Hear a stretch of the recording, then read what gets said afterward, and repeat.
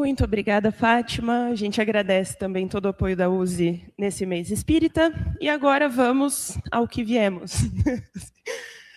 Gostaria de chamar aqui ao palco o Totti, que vai conversar com a gente hoje sobre do fenômeno à espiritualidade.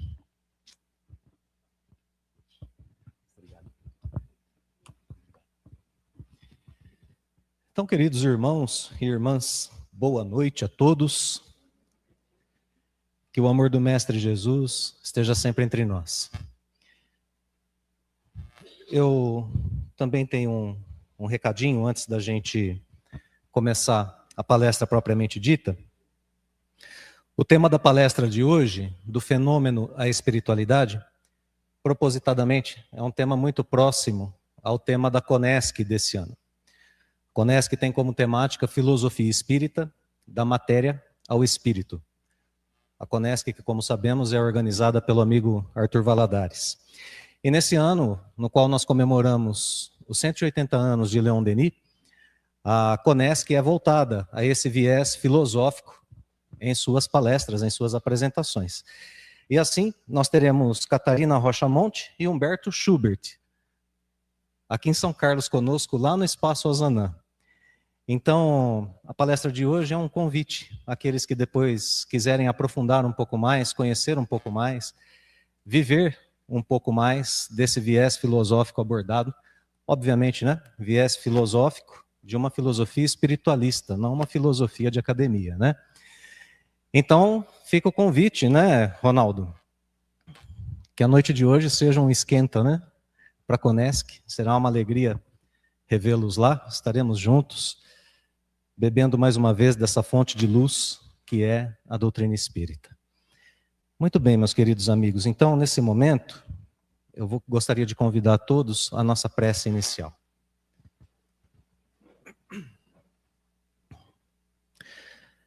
Vamos então todos nós buscar em nossa mente a imagem do amado Mestre Jesus.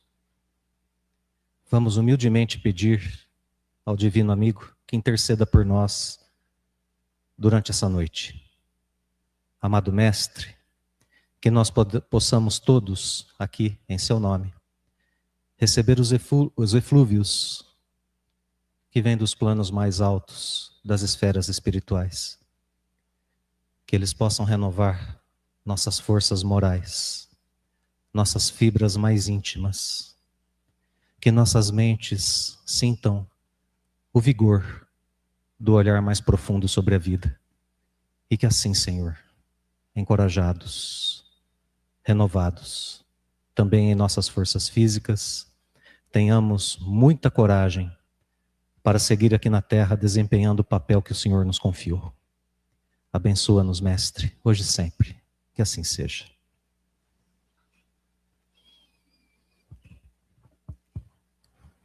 Muito bem, meus amigos. Então, para iniciarmos as nossas reflexões da noite, eu gostaria de voltar um pouquinho no tempo e visitarmos o final do século XVIII, mais ou menos no ano de 1789. O país, a França. Nessa época, nós tínhamos a monarquia francesa, vivendo os fenômenos da riqueza, do poder e da abundância. Por outro lado, nós tínhamos o povo francês, povo que sofria os fenômenos da fome, da guerra, da inconstância e insegurança econômica. Esse estado efervescente criado na França causou o que nós conhecemos como a Revolução Francesa. Ali, naquele momento, reuniu-se o povo e a burguesia para formar o terceiro Estado e depois a Assembleia Nacional, provocar a queda da Bastilha e também a queda da monarquia. Era a Revolução Francesa chegando com todo o poder de 3 princípios de altíssima qualidade para toda a raça humana: liberdade, igualdade, fraternidade.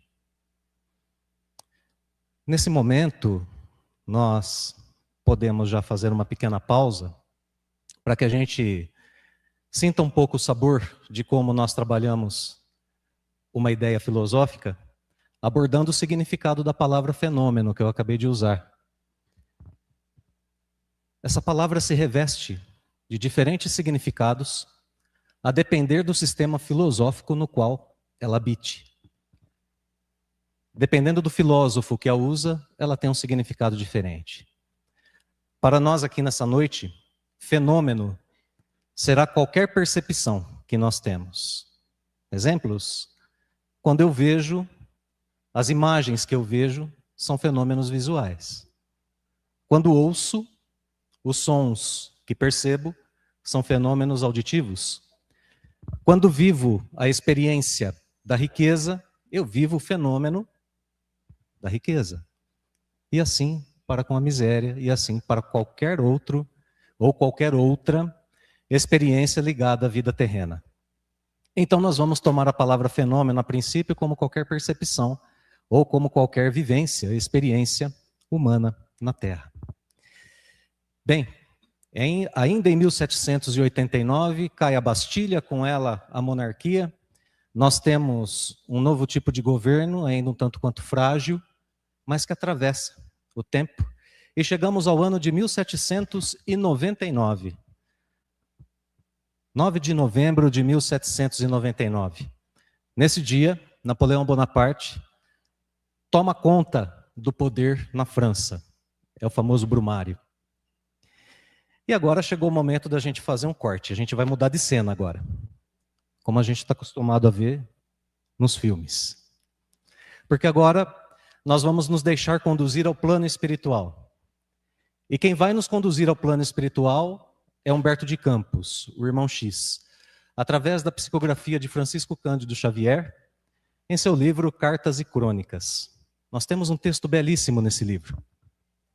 Um texto que conta a respeito de uma reunião que aconteceu no plano espiritual no dia 31 de dezembro do mesmo ano, 1799. Pouquíssimo tempo após Napoleão dar o golpe de Estado na França.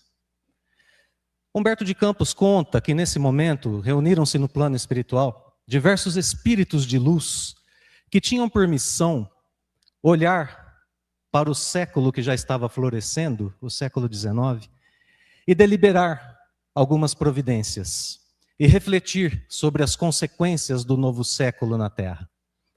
E estavam ali, aqueles espíritos, quando chegou o momento em que alguns clarins soaram. E esse momento é marcante, porque esses clarins convidavam alguns espíritos encarnados a participar dessa reunião no plano espiritual. Esses espíritos estavam no sono do corpo físico e foram levados a essa reunião. E ali a primeira particularidade que tornou essa reunião uma reunião notável. Porque enquanto nós tínhamos nos desencarnados espíritos de luz, os encarnados que acabavam de chegar mostravam sombras em suas identidades perispirituais. E assim, uma diferença marcante. Entretanto, entre os encarnados, havia um que se destacava pelas suas vestes, pelo seu chapéu característico, pela sua altivez e até mesmo naquele instante, pela palidez de seu rosto, talvez por perceber-se em tão inusitada reunião. Tratava-se justamente de Napoleão Bonaparte. Reconhecido pelos encarnados, admirado, olhado com muito respeito. E enquanto se faziam ainda esses primeiros reconhecimentos entre esses espíritos, novamente tocam os clarins. Só que dessa vez, abre-se uma estrada de luz. Uma longa estrada de luz. E quem observava o início dessa estrada de luz, via como que estrelas no firmamento que vinham se aproximando dessa reunião. E quanto mais perto chegavam, iam tomando a forma de seres humanos. Uma dessas estrelas, uma dessas entidades, um desses espíritos superiores, se destacava por reluzir como nenhum outro. E por trazer em sua destra, em sua mão direita, um cajado brilhante, a simbolizar que talvez fosse ele um grande pastor de almas. E ele se aproxima justamente de Napoleão Bonaparte, ao que o francês chora copiosamente e cai de joelhos aos seus pés. Pressurosamente, essa entidade o levanta e o acolhe junto ao seu peito, em atitude paternal e consoladora. E é ainda nesse momento, enquanto Napoleão recebe esse consolo desse espírito de luz, que faz-se ouvir nessa reunião a voz do Espírito de verdade. Esse Espírito, que segundo o Evangelho, segundo o Espiritismo, capítulo 6, é o Espírito que preside a instituição do Espiritismo na Terra. E, portanto, vejam que maravilhoso, nós temos nessa reunião no plano espiritual 4 graus de progresso diferentes de espíritos. Os encarnados, aqueles primeiros que estavam na reunião, os espíritos de luz, os espíritos superiores e o espírito de verdade. A voz do espírito de verdade é ouvida e ela conversa diretamente com Napoleão Bonaparte, relembrando a ele a respeito de seu compromisso com o Evangelho do Cristo, dizendo a ele que ele tinha uma dupla missão na Terra. A primeira delas era conduzir a humanidade, não apenas o povo francês, mas conduzir a humanidade através dos grandes princípios de igualdade, liberdade e fraternidade. A segunda missão de Napoleão eu conto daqui a pouco. Já já. Então, nessa reunião, Napoleão recebe consolo e orientação para a sequência de sua vida aqui na Terra. Terminada a reunião, cada espírito ali presente volta aos seus afazeres, inclusive Napoleão. Mas acontece que o tempo passa e finalmente em 1804, aí sim, Napoleão declara-se como imperador da França. Usurpa o poder e a gente sabe a sequência dos fatos. Guerras e outros acontecimentos lastimáveis. E Napoleão vai terminar a sua existência terrena solitário na ilha de Santa Helena. Quando nós olhamos para esse quadro, nos dá a impressão de que houve um desvio de rota. E realmente houve um desvio de rota. Realmente houve. Porque esperava-se um pouco mais a respeito desse homem tão importante naquela época. Mas já podemos aqui abrir um brevíssimo parêntese. Porque se os poderosos da terra, as pessoas que têm algum tipo de cargo de poder, por vezes erram, se equivocam, se desviam, elas fazem isso porque elas têm nelas o que nós todos temos em nós. Os vícios, as imperfeições, as más inclinações. E muitas vezes aqui no mundo dos fenômenos, nós esquecemos que somos espíritos imortais e cedemos a essas inclinações. Fecha o parêntese. Apesar disso, todos nós vivemos e podemos viver de acordo com o mesmo tipo de recurso recebido por Napoleão no plano espiritual. Dado que somos espíritos imortais, não é? Vou voltar rapidamente à coroação de Napoleão em 1804. Para ser coroado, Napoleão manda que fosse buscado o Papa. Era um costume comum àquela época que quando um rei ou um imperador recebesse a coroa, ele a recebesse diretamente das mãos do pontífice. E assim o Papa é trazido. Mas curiosamente, na hora da coroação, Napoleão toma a coroa das mãos do Papa e a coloca em si mesmo.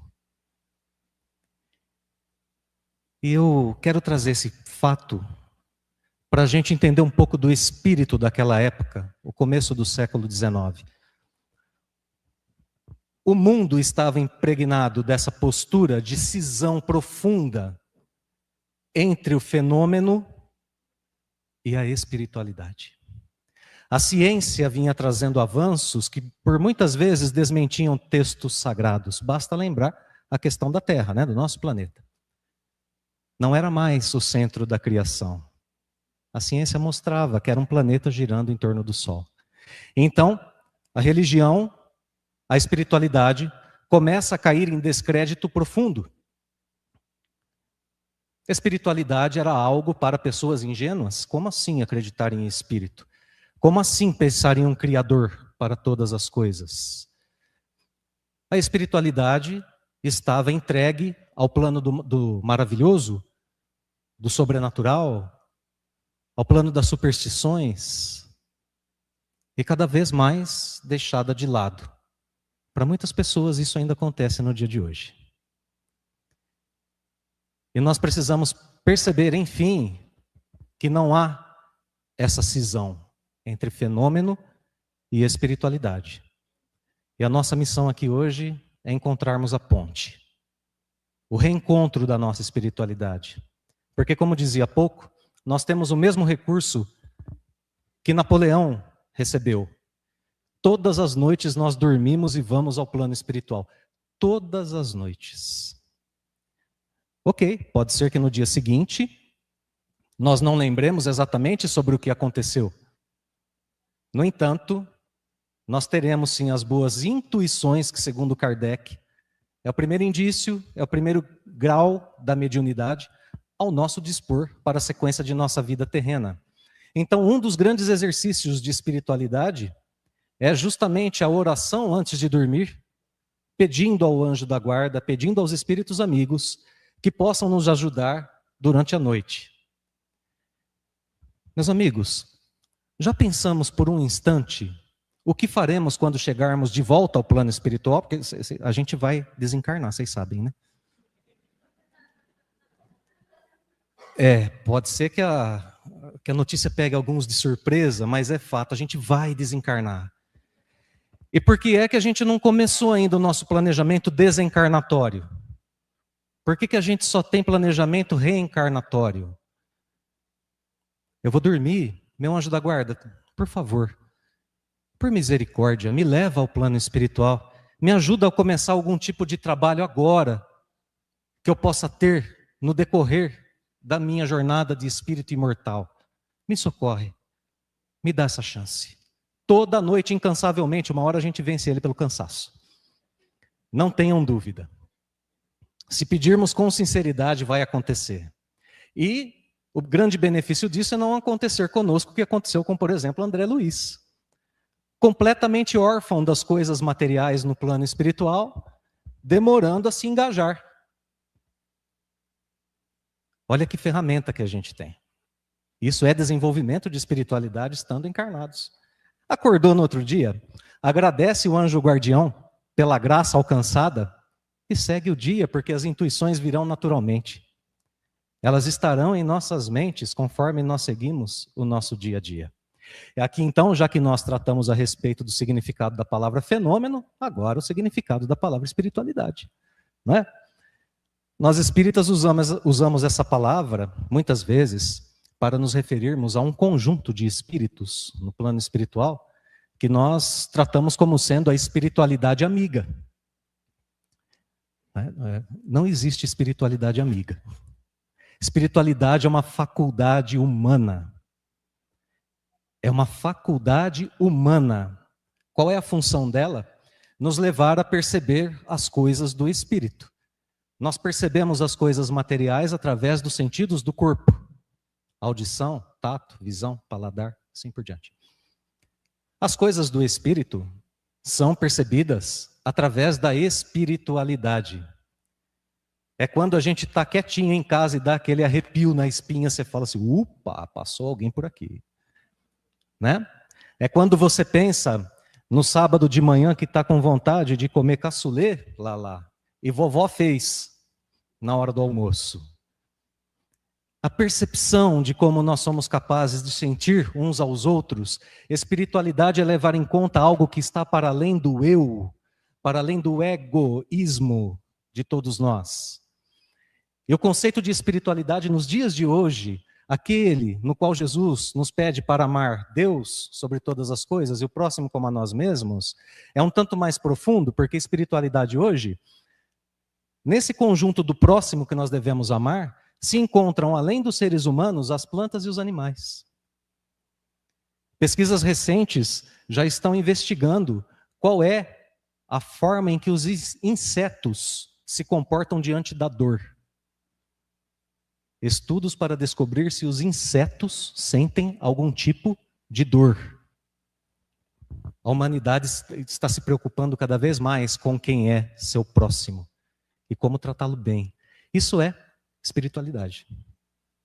Agora, diante de tudo isso que a gente viu, é preciso que nós possamos, então, encontrar as ferramentas para sair do campo cru do fenômeno e passarmos ao plano de uma vida espiritualizada na Terra.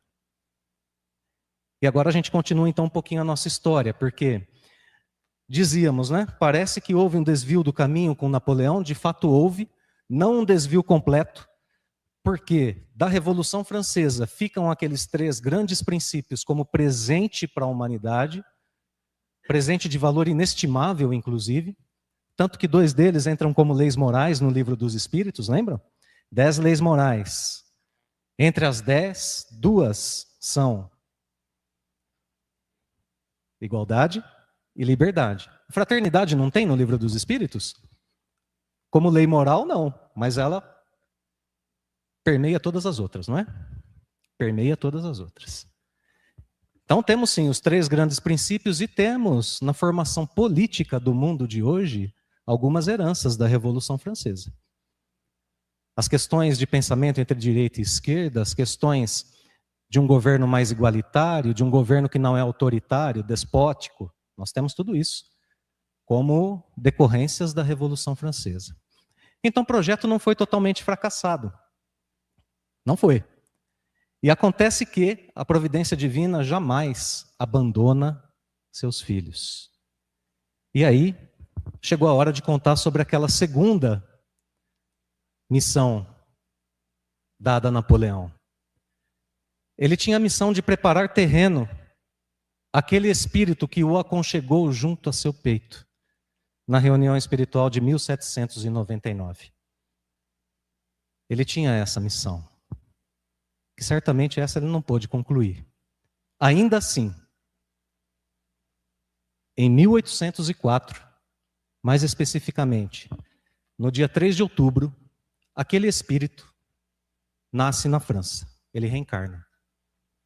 Reencarna na França, na cidade de Lyon. E vai receber de seus pais o nome de Hippolyte Léon Denisard Rivaio. É a respeito desse espírito que nós falamos toda vez que evocamos o nome Allan Kardec. É esse espírito que está aqui na Terra. O grande pastor de almas, que nasce na cidade de Lyon, começa a se destacar, ainda muito jovem, no Instituto de Pestalozzi. Se destaca a ponto de que, por vezes, o próprio Pestalozzi, por alguma circunstância, precisava deixar o Instituto e o deixava nas mãos de Rivaio. Rivaio assumia a posição de coordenador do Instituto na ausência de Pestalozzi.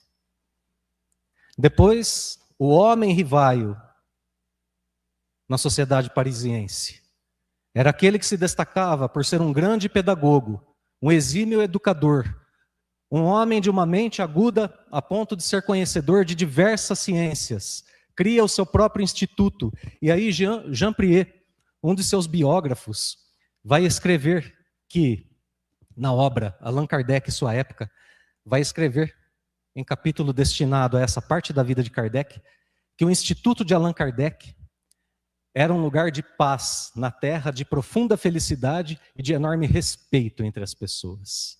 Os alunos de Kardec eram acomodados paternalmente junto ao peito do codificador, porque ele era um grande pastor de almas.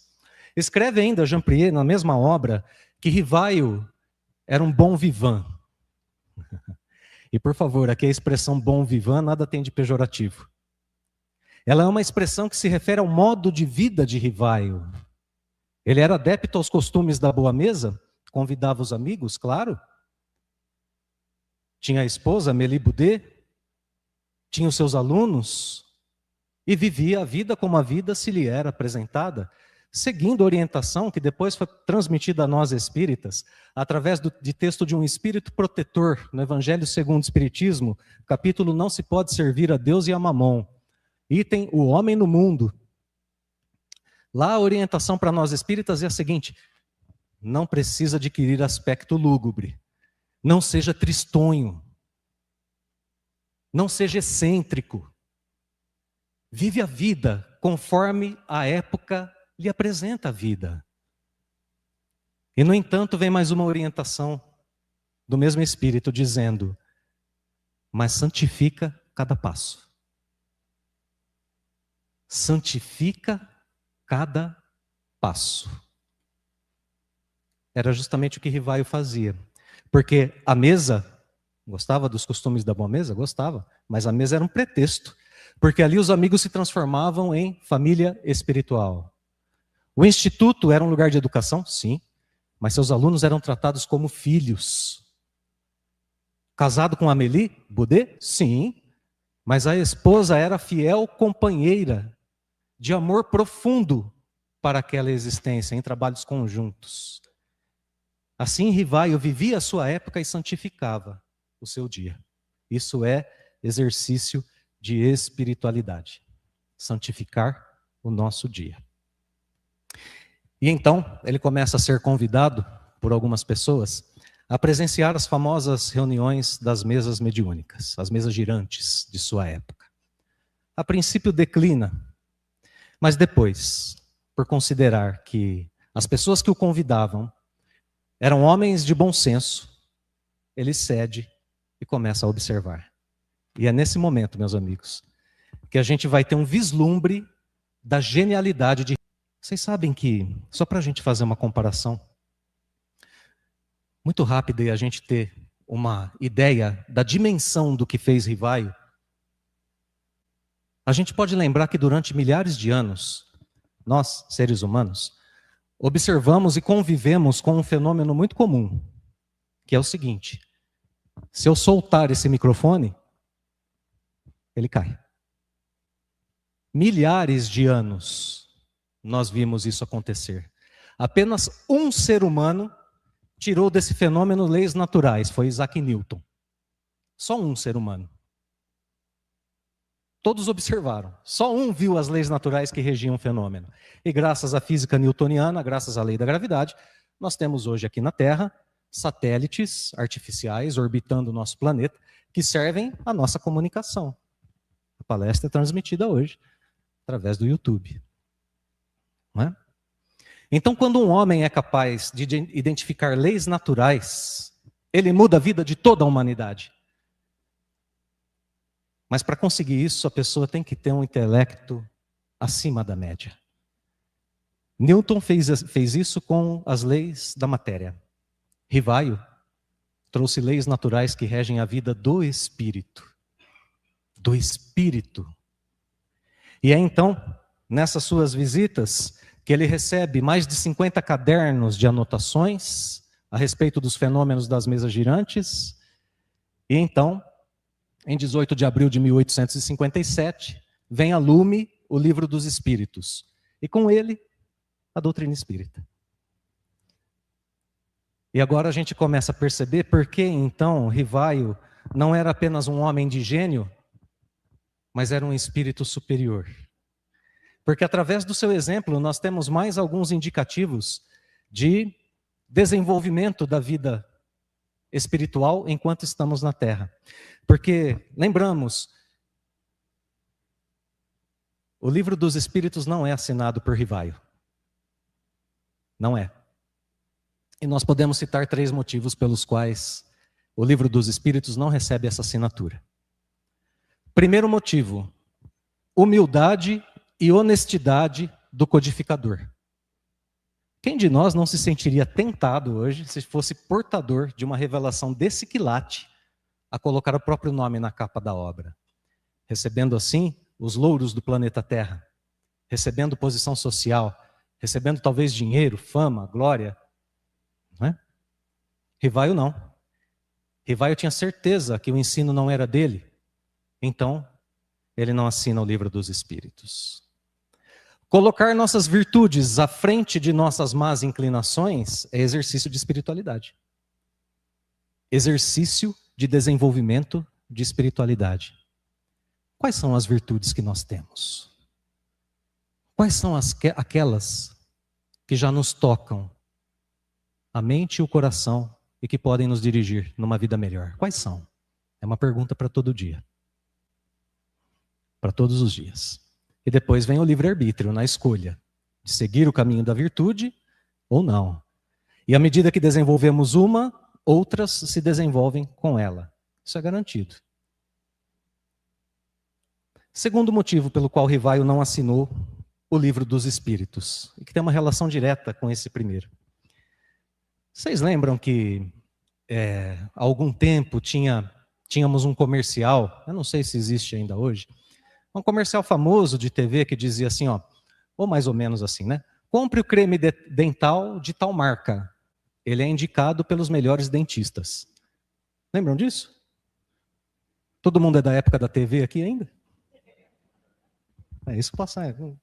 Vamos pular essa parte, né? Em filosofia, na filosofia terrena, nós dizemos que isso é o argumento da autoridade. Eu sou convencido porque uma autoridade no assunto me disse para fazer aquilo. Né? Era justamente o que Rivaio não queria que acontecesse com o Livro dos Espíritos. Então, ele não assina Rivaio, porque o nome Rivaio poderia trazer uma certa inclinação a muitas pessoas de aceitarem aquele conteúdo como algo verdadeiro. Então, ele gostaria muito que o Livro dos Espíritos fosse apreciado e aceito pelo seu conteúdo. Conteúdo, não pela assinatura do codificador. E aqui, um exercício primordial de desenvolvimento de espiritualidade para todos nós. Análise do fenômeno da vida terrena. Análise do que a vida apresenta para a gente. Nós vivemos a maior parte do tempo aqui na Terra à mercê da filosofia do pagode. Deixa a vida me levar, vida leva eu. O que acontece, acontece. Né? O que acontece, acontece. Imaginem a seguinte cena. Olha como que a gente é acostumado com os fenômenos e a gente não dá importância a eles. Ainda na época de Kardec, os fenômenos das mesas girantes começaram a se tornar motivo de diversão na França. Muitas pessoas se reuniam para se divertir com as mesas girantes. O que começou a provocar certos embustes, os prestidigitadores, como Kardec dizia, começavam a imitar os fenômenos. Agora, vejam, as pessoas conviviam com aquilo naquela época. Imagine você hoje, agora à noite, na sua casa. Você está lá com uma lasanha no forno, naquela travessa de vidro maravilhosa. A lasanha está borbulhando, você já começou a gratinar. Vem aquele cheirinho delicioso que pega a casa toda. Vocês já jantaram? Estou abusando? Estou provocando muito, né? Pois é. Aí você pega a toalha, vai colocar a toalha sobre a mesa vira para você, amigo Ronaldo, e diz assim, eu não quero usar essa toalha, ela está démodé. Aí você coloca a travessa de lasanha, está quente, tira daqui. Gente, Rivaio olhou para aquilo e falou, mesa não pensa, mesa não fala, mesa não tem vontade. Ele analisou o fenômeno e perguntou ao fenômeno, o que é você?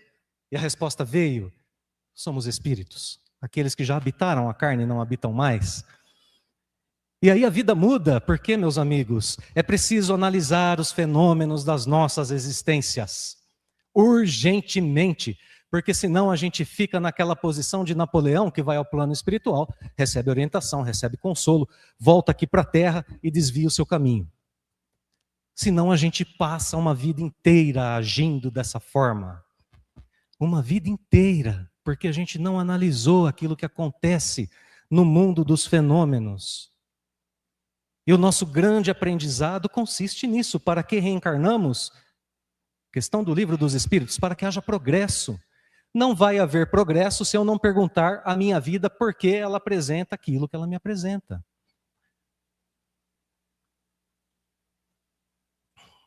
Vamos ao aeroporto? Estamos lá no aeroporto, frente a Coração Querido. Essa pessoa nos dirige uma palavra de poucas letras. Adeus. Adeus. Em seus lábios um sorriso. Seus olhos marejados. Essa visão e esse som provocou um fenômeno em meu peito. Eu não analisei por que isso aconteceu. Eu só sei que aconteceu. Por outro lado, nas maternidades todos os dias, as mães passam por terríveis dores do parto. Poucos instantes depois, uma criança vem a seus braços e a dor desaparece. Ela nem se lembra mais a respeito da dor. Não teríamos aí um grande indicativo da providência divina em nossas vidas? Não estaríamos vivendo momentos nesse planeta hoje de transformação de provas e expiações em mundo regenerador que se assemelham ao momento do parto? Porque para muitos estudiosos do Espiritismo, os 3 grandes princípios da Revolução Francesa já foram o início do mundo de regeneração. Liberdade, igualdade e fraternidade. Essa transição que é lenta e que demora o tanto quanto o nosso livre-arbítrio demora para ser bem dirigido. O tanto quanto demora para perguntarmos para nossas vidas, para o nosso peito, para a nossa mente, por que é que eu vivo a vida no lugar em que eu vivo, do modo que eu vivo, interpretando do jeito que eu interpreto. Por que acontece assim? Quando nós começarmos a encontrar essas respostas, aí nós teremos um direcionamento diferente da nossa jornada espiritual. Análise do fenômeno. E o terceiro e último motivo pelo qual Rivaio, não assina, Rivaio. E na minha modesta opinião é o mais bonito de todos eles. E que serve ainda de exemplo para todos nós. Porque enquanto Rivaio analisava o fenômeno, recebia os cadernos com as anotações, participava das reuniões mediúnicas, ao mesmo tempo ele codificava. Recebia informações de mais de 1000 médiuns espalhados pelo mundo, vide Evangelho segundo o Espiritismo. E nesse momento em que Rivaio codifica, aí acontece o fenômeno da vida que deve acontecer com todos nós. O despertar.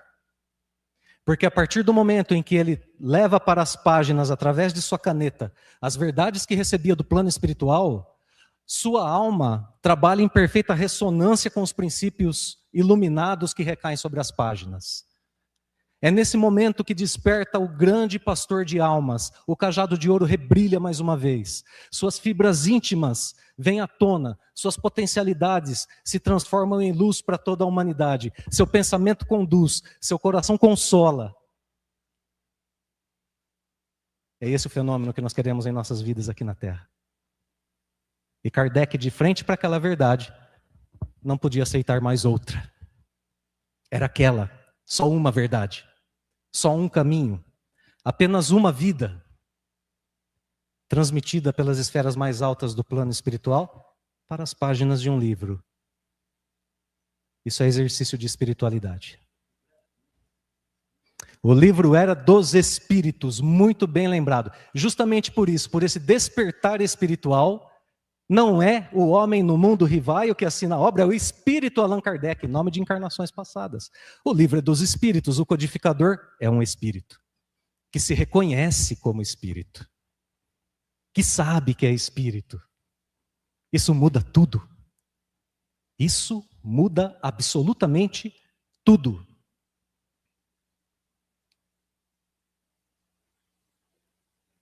Então, meus amigos,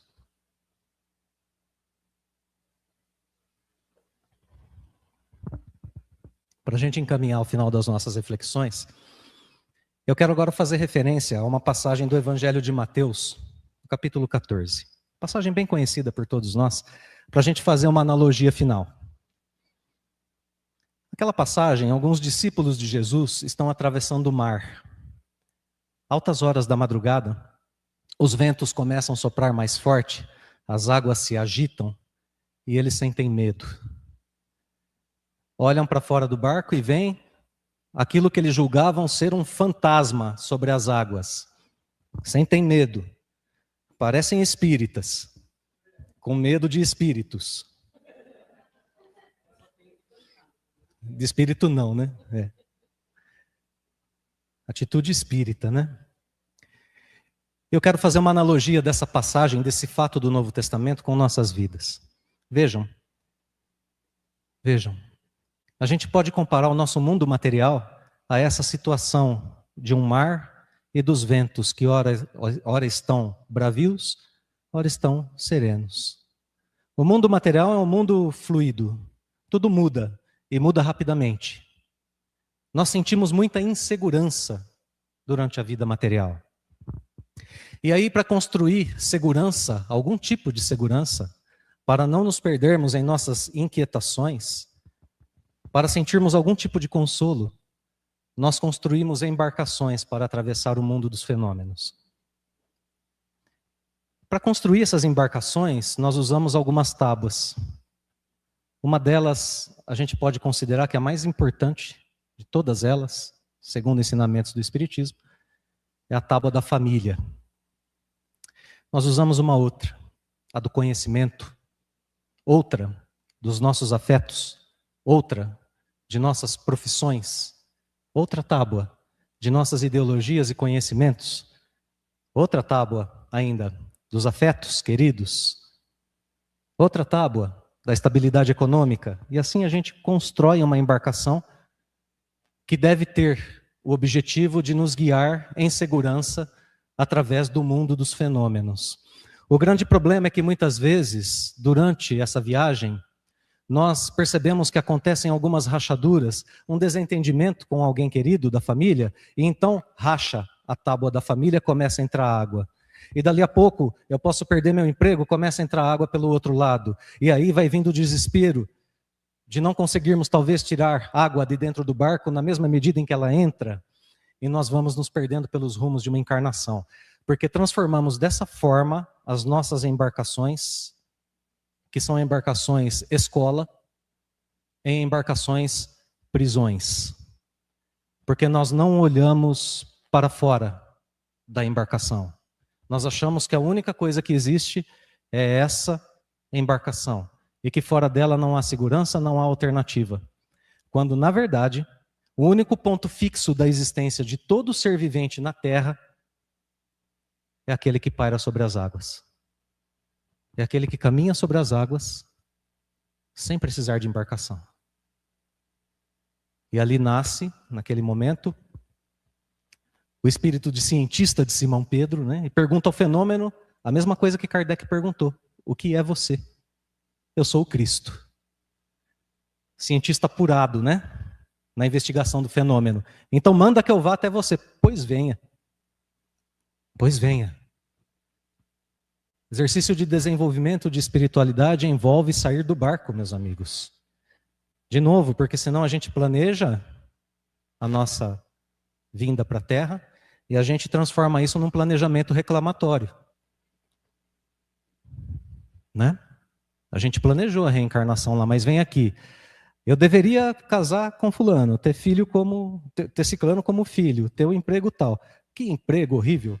Por que essa criatura é meu filho? Por que meu esposo é minha esposa? É um planejamento reclamatório, né? A gente só reclama. Se a gente não olhar para fora do barco, fica difícil. Fica muito difícil a vida. E então Jesus diz, venha, e Simão Pedro vai. O que acontece com ele? Afunda? Não. Não afunda. Não afunda. Volta ao Evangelho de Mateus, capítulo 14, porque vocês vão ver o que acontece com Simão Pedro. Ele sai do barco e caminha sobre as águas. Ele caminha sobre as águas. E aí então, ele tem um momento Tote. Peraí. Não dá para caminhar sobre as águas, né? Que isso? Não é possível isso que está acontecendo. Como é? E aí sim, afunda. Aí afunda. Então, vem a mão do Cristo que o resgata e que depois, o que acontece? Homem de pouca fé, e depois volta com Simão Pedro para o barco. Isso é espiritualidade, trazer Jesus para a embarcação de nossas vidas. Por enquanto não podemos viver com ele do lado de fora, mas é necessário que possamos trazê-lo para as nossas vidas, porque a nossa inteligência continua guiando a embarcação, abrindo e fechando as velas quando necessário, a mão sobre o leme, mas aí eu abro a vela e fecho a vela no direcionamento do Evangelho. E quando eu for virar o leme do meu barco, a mão do Cristo está sobre a minha. E aí as minhas decisões são muito diferentes na vida e passo a encará-la de forma completamente diferente daquilo que eu fiz até agora. Volto à Revolução Francesa. Vai durar só mais 2 horas agora. Está acabando já. O Ronaldo está querendo a lasanha já. Volto para a Revolução Francesa. Algumas pessoas vivendo na riqueza, monarquia, do outro lado, o povo vivendo na miséria. É uma visão muito comum que nós aqui na Terra olhemos para esses quadros e digamos assim, são agraciados, abençoados por Deus, vivem a riqueza. Evangelho segundo o Espiritismo, capítulo 5. Um evento só pode ser avaliado pelas suas consequências. Se a pessoa viveu a riqueza e se desviou do caminho em vícios, por exemplo, a riqueza para ela foi uma desgraça. Por outro lado, olhamos para a miséria e dizemos, pobres coitados, injustiçados pela vida. Volta ao Evangelho segundo o Espiritismo. Evangelho segundo o Espiritismo, mais uma vez. Muitos os chamados, poucos os escolhidos. Frase: a prova da riqueza é a caridade. A prova da pobreza é a resignação. Evangelho segundo o Espiritismo. Prova da riqueza, caridade. Prova da pobreza, resignação. Um filósofo olha para isso, sabe o que eles dizem? Do ponto de vista de sua natureza, riqueza e pobreza são a mesma coisa. São provas. Não tem privilegiado. Não tem coitado. Não tem vítima. Não tem injustiçado. Tem espíritos educandos na miséria, para que aprendam através da resignação, que não é a aceitação tácita do fenômeno da pobreza, de modo algum. A resignação é a atitude proativa. Eu aceito aquilo que eu não posso mudar, mas uso todas as minhas potencialidades para a resolução do meu problema. Seja miséria, seja uma doença, uma enfermidade, seja qualquer tipo de dificuldade na vida. Isso é resignação. Por outro lado, a prova da riqueza, o rico tem que agir na caridade. São provas, meus irmãos. São provas. É um planeta de provas e expiações. São provas. São provas. Aí a gente olha para a vida de um ponto de vista um tanto quanto diferente, um tanto de vista mais proativo e mais feliz. E então poderemos lidar com todas as circunstâncias adversas dessa nossa vida terrena.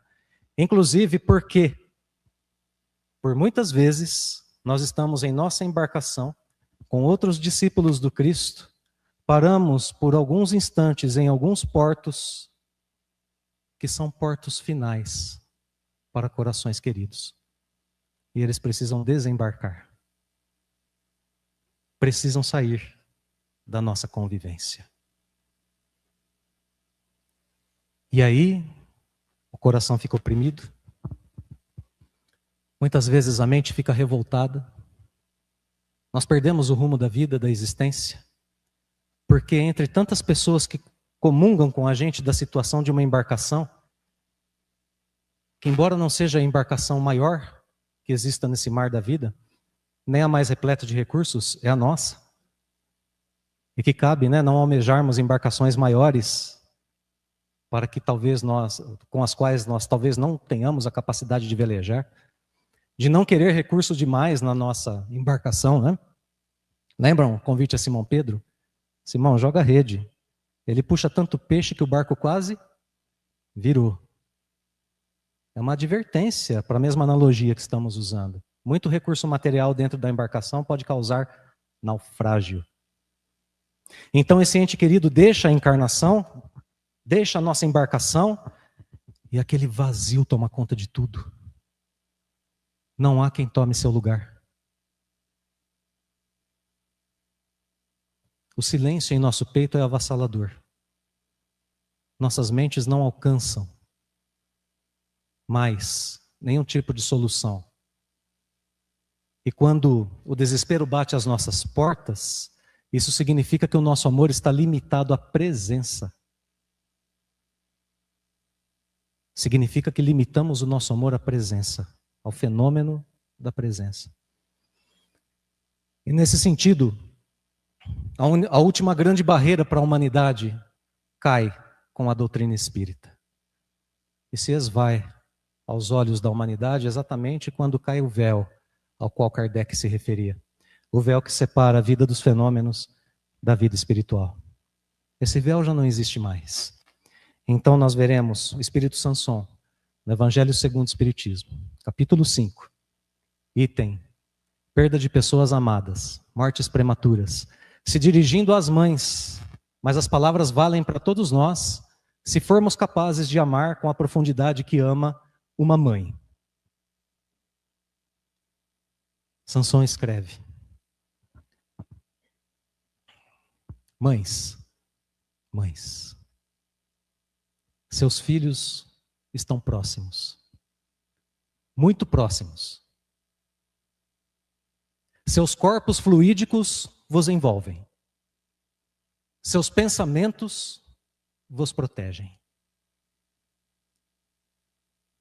Ouvi o pulsar de vossos corações a chamar por esses entes queridos. E se rogardes a Deus por eles, sentireis os doces eflúvios de consolo.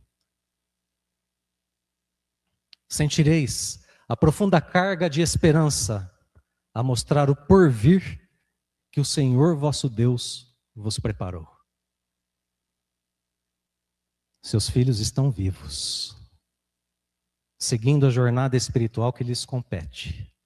O amor jamais morre. O amor enquanto sol interior a aquecer, iluminar e guiar a vida de todos nós. Então sejamos sim, o homem no mundo, santificando nossos dias, trazendo para perto de cada um de nós a doutrina espírita, analisando os fenômenos, usando de nossas faculdades e virtudes para vencer e para promover progresso para todas as outras pessoas.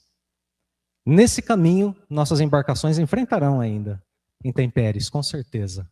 No entanto, estaremos amparados e consolados pelo plano espiritual na medida em que nós estivermos dispostos a servir e a amar. Estamos consolados e orientados? Sim? Sim? Sim? Muito obrigado pela companhia generosa. Muita paz a todos.